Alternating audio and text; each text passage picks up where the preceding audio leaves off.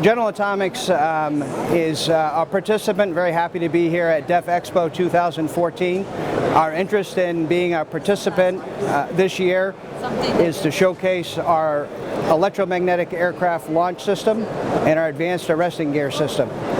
General Atomics has been in the nuclear fission and fusion technologies for about 55 years, and as such, in the 1980s, our last reactor program that we had was to build the D3D tokamak for the Department of Energy. And one of the key features is we have to be able to control thousands of megajoules of energy in order to create the pulse that's required for the fusion reactor.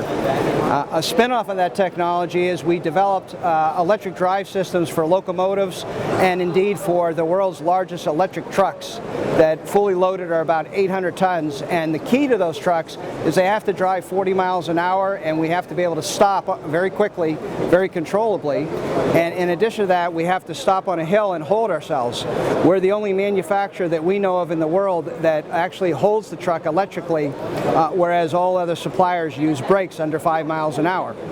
When you think about the challenges to launch an airplane where you might have 50 or 60,000 pounds that you've got to get, a couple hundred miles an hour perhaps at liftoff, it's no different than moving energy for our fusion reactors to start a pulse.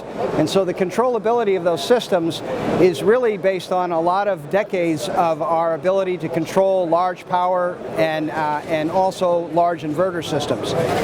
In addition to that, the motors that we use, we have in California, we have one of two magnetic levitated trains in the United States that we did under a Department of Transportation contract.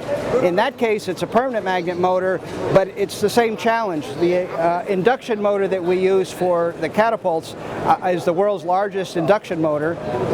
For our transportation program, it's also the world's largest permanent magnet motor. Very similar technologies for us to develop. If you look at trying to stop an airplane, we have to dissipate a lot of energy very quickly when the plane's coming in, and that's the same thing that we do with trucks. When we have to stop trucks, we have to dissipate a lot of energy. What was the key, though, for not only in the technology, was the manufacturability. So we built a very specialized facility with several robots helping us in the manufacture of our products in Tupelo, Mississippi. Indeed, last Monday we had our grand opening for our 8th expansion. We're now building our refinery product. That is actually, we have a refinery product called Golftronic that's currently in operation in India, and we've bid on another program that we expect to hear the final outcome in a month. So we're very happy to be in the country of India supporting our various technologies.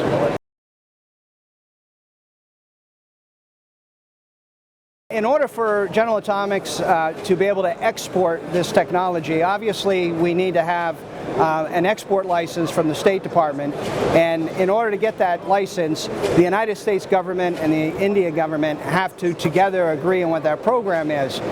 However, to introduce the technology, we were able to get public release of several pieces of our technology, and starting in May of last year, General Atomics came over and did several briefings for both the press and for industry, and we started meeting with the carrier program offices at the admiral level in May, came back again in October, and then we're here at DefExpo, and we're very excited about the interactions that we've had with the Indian Navy.